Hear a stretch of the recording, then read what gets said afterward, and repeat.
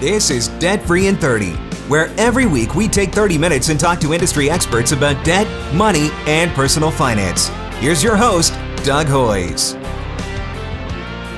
We've had a few shows this year where we've talked about payday loans, and I've had guests who've done research on this topic and have given their solutions to what we like to call the payday loan problem.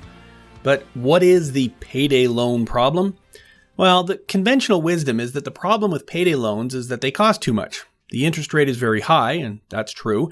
In Ontario, the maximum cost of a payday loan, as set out in provincial legislation, is $21 on every $100 borrowed.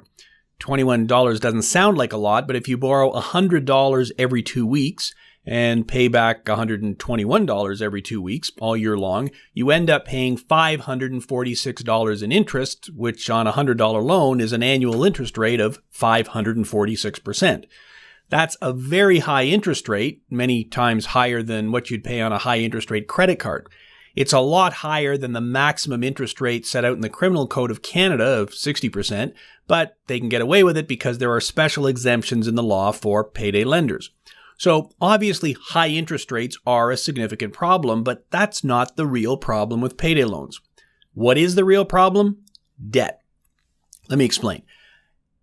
I know payday loans are a problem because I see it in the statistics we compile from our clients. Last year, we released our Joe Debtor study, and we found that of people who had a payday loan, when they either went bankrupt or filed a consumer proposal, the average amount owing on payday loans was $2,749.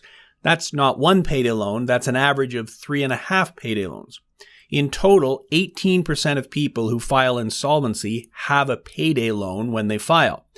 Now, 2 years earlier, when we did a similar study, it was only 12% of our clients, and the average owing on payday loans was under $2,500. So that's a 12% increase in payday loan balances over 2 years.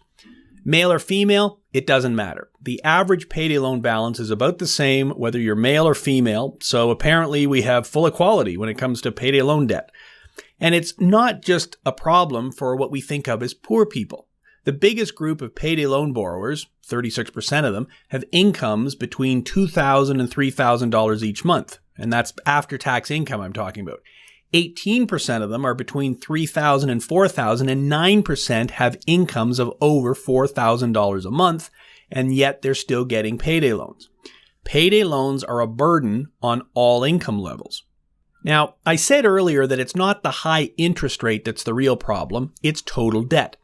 The average person my firm helps has almost $60,000 in unsecured debt. So it's not just payday loans that are the problem, it's everything else. But how much of a problem is it? Well, I wanted to find out, so I hired a big survey company to do a study for us. And here's what we found. 83% of payday loan users had other outstanding loans at the time of their last payday loan. Almost half say they seek a short-term or payday loan due to the amount of debt they carry. 46% of those who obtained a payday loan in the last 12 months say a short-term or payday loan made it easier to keep up with debt repayments. In other words, borrowers are taking out high-interest payday loans to assist with making their other, presumably lower-interest, debt payments.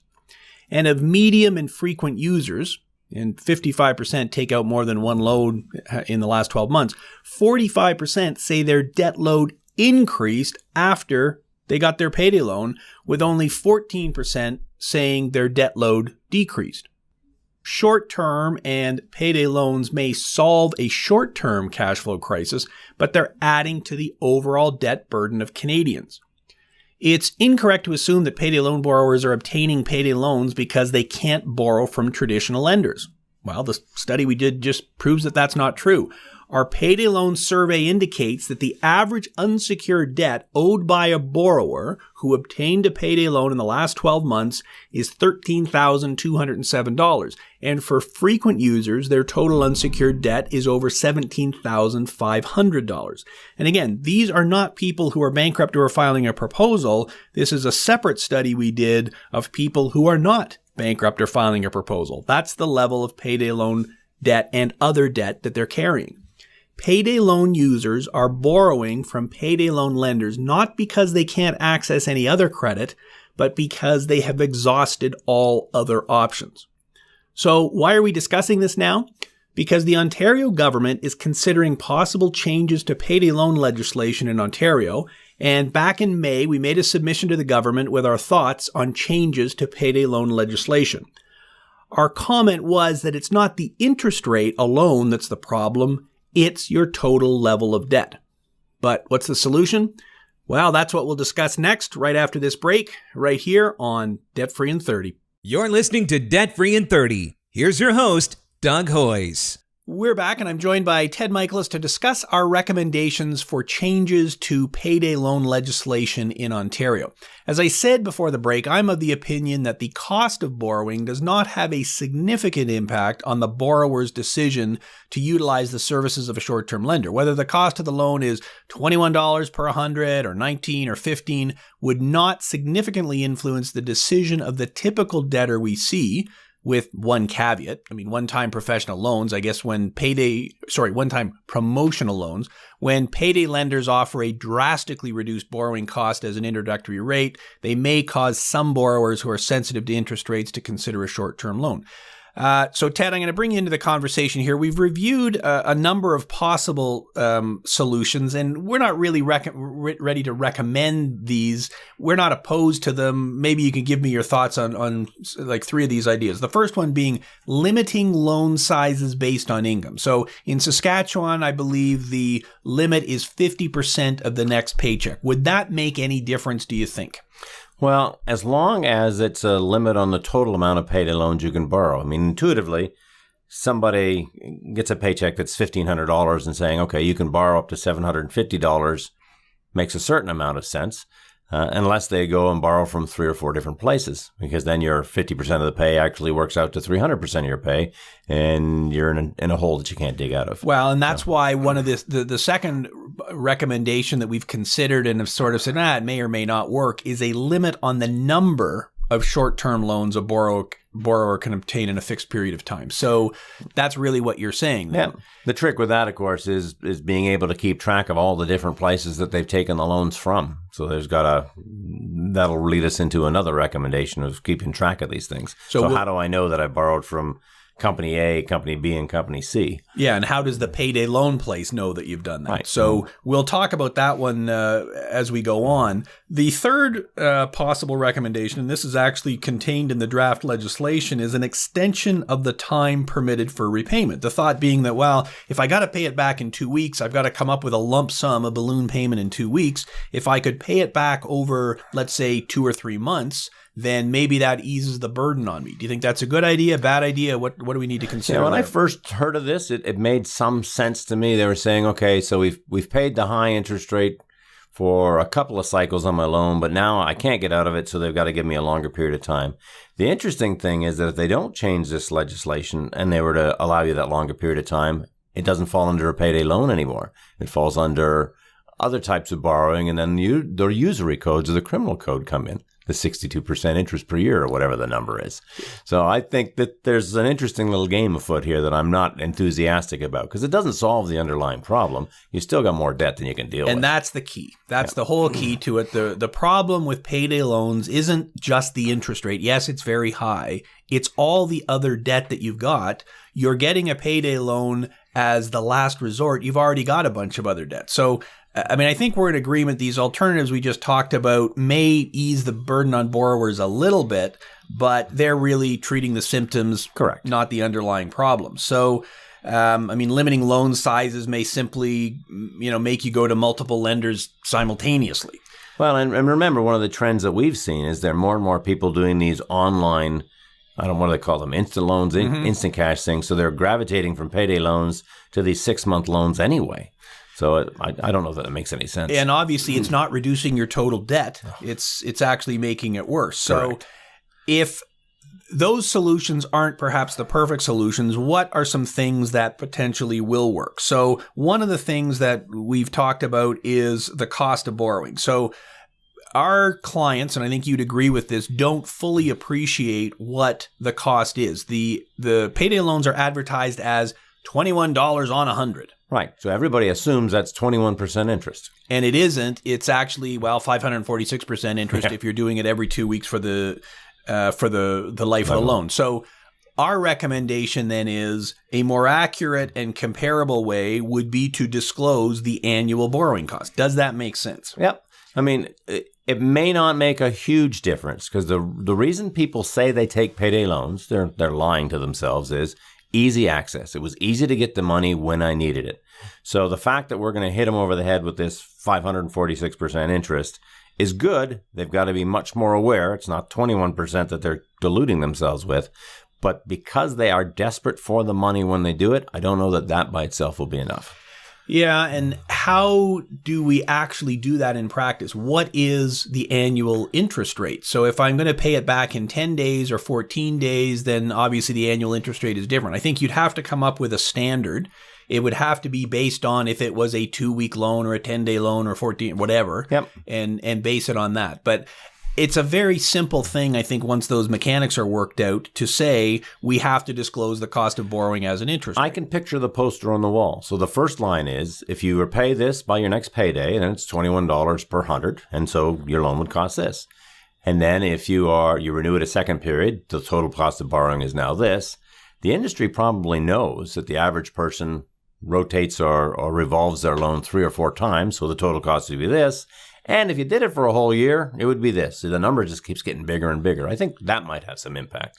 Yeah, and the credit card companies already have to do this. That's right. They were forced to do this a couple of years ago. They got to tell you it'll take 395 years at $1 a month to pay off your debt. To pay it back. So we're not talking about something that is that far removed. In fact, it's not onerous. No, and we're putting them on a level playing field. Correct. If the credit card companies have to do that, then why don't the payday loan companies have to do it? And I think people will still use the service because they desperately feel they need it. And again, they fall back on that, well, it was so easy to do. Well, and as I said in the first segment about our study, people are getting these payday loans in part to pay the interest on their other loans. Correct. Which is a horrible thing to think about. I've got a credit card at 29% and I'm getting a payday loan at 546%. The example that drives me crazy is the pensioners.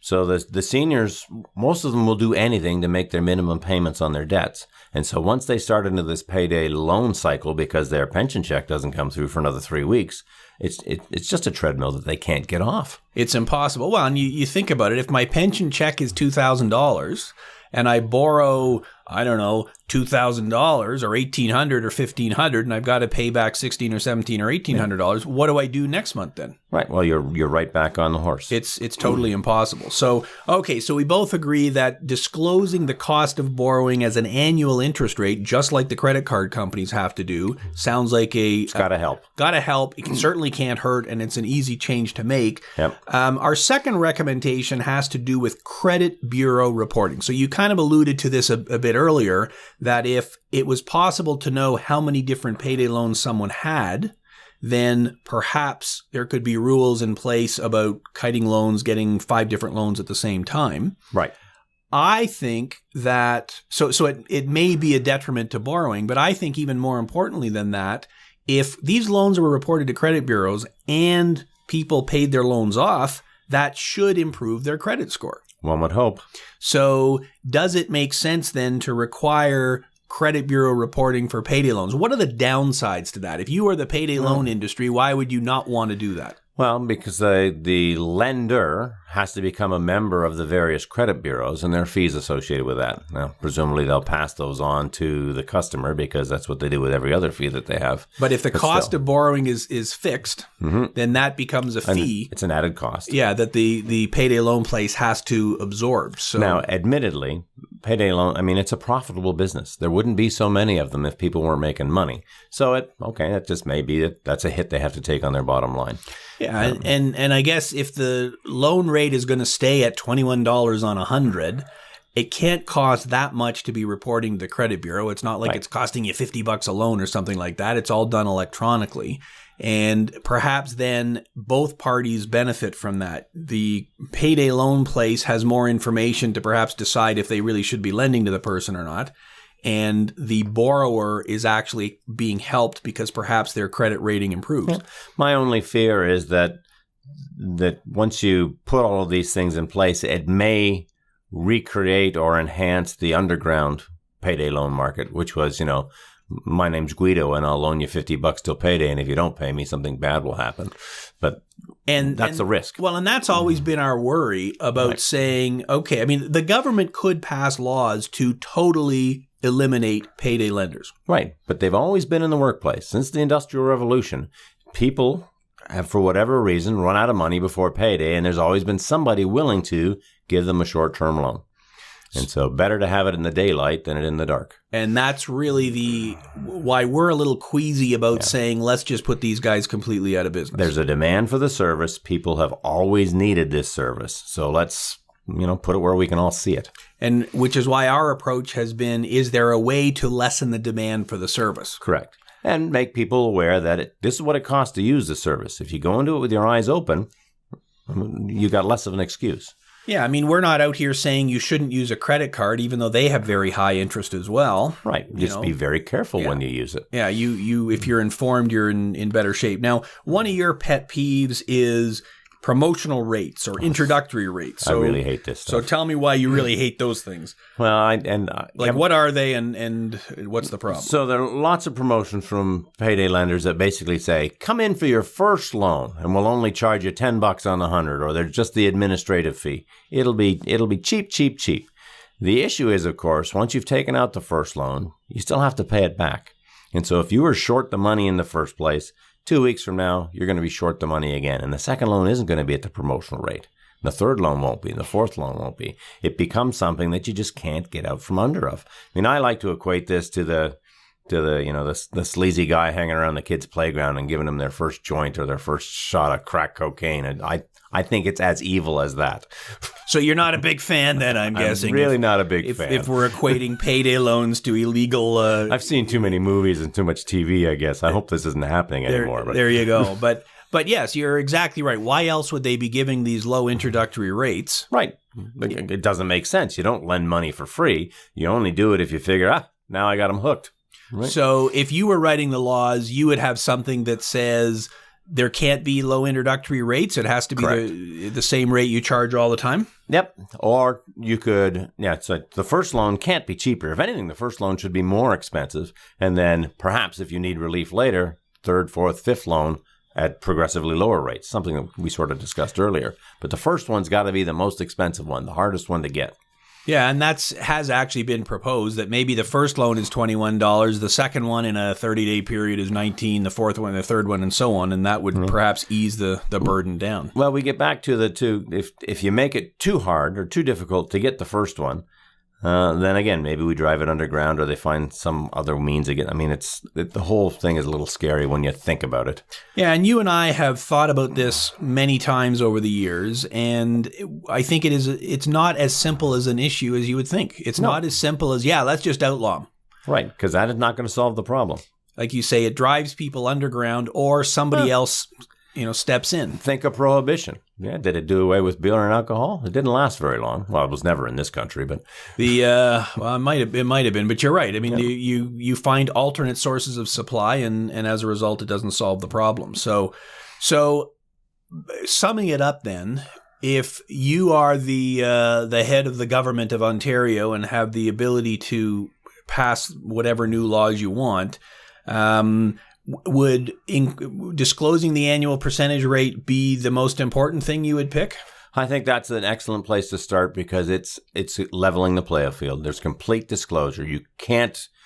No one can honestly say that, well, I thought it was 21%. I was deluding myself that it was a deal. It is not a deal in any way, shape, or form. And so it would have to be on the form you're signing. They'd have to, put posters up in the place. It's got to be right on the damn wall so that when I'm looking the clerk in the eye and I'm signing the forms, I see it right in front of me. No, it's not 21%. It's 546% if you take a whole year. It's very clear. And you may be one of the people that takes a whole year. Just keep that in mind, folks. And that way, well, and even if it's a 2-week loan, if you have to keep reborrowing to pay it, then yes, it does take a loan.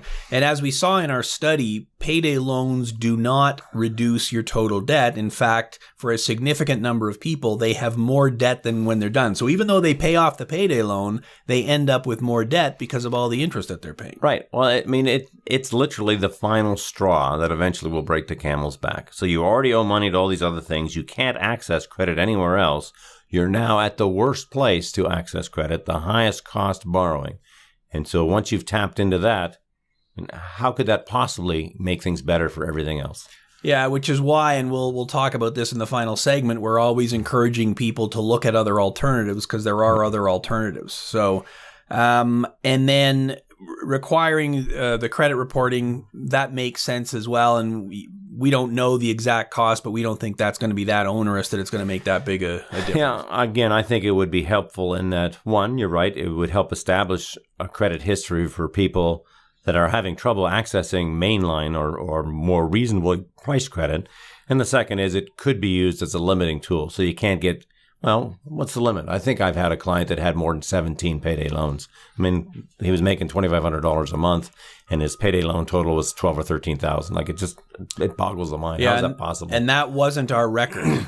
Oh, well, no, it was my record. Our record was, I think, up into the 30,000 range of payday loans from multiple different places. And you're right. Yep. With the internet now, there are so many online places you can go that even if the Ontario government passes rules, if I'm borrowing online from someplace in England or the United States, how do you specifically regulate that? So I think ultimately it comes down to people being aware of what they're paying, looking at their other options, and coming up with solutions for them that way. Yep. Because whatever the government does, there will be some way to get around it. Correct. There always is. There always is. So, okay, well, I appreciate that. We're going to take a quick break, and then we're going to come back with a final segment where we're going to talk about specific actions you can take if you've already got payday loans and are having trouble servicing them. We'll be right back with the Let's Get Started segment. You're listening to Debt Free in 30.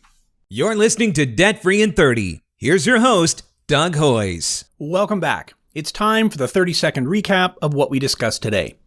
On today's show, Ted Michalos and I discussed the biggest problem with payday loans. It's not the high interest rate, it's the level of other debt people have when they get a payday loan. That's the 30-second recap of what we discussed today. As we discussed on the show, we've recommended that the Ontario government require payday loan companies to disclose the annual interest rate on a short-term loan, and we believe they should also report short-term loans to the credit bureaus. Our most important advice, however, is for anyone considering getting a payday loan. If the reason you're thinking of getting a payday loan is because all of your other debts are too high, the solution is to deal with the real problem, which is your other debts. Eliminate those debts, and there may be no need for a payday loan. That's our show for today. To find out more about the solution to payday loans, please visit hoyes.com, that's HOYES.com, for full show notes and links to everything we discussed today. Thanks for listening. Until next week, I'm Doug Hoyes. That was Debt Free in 30.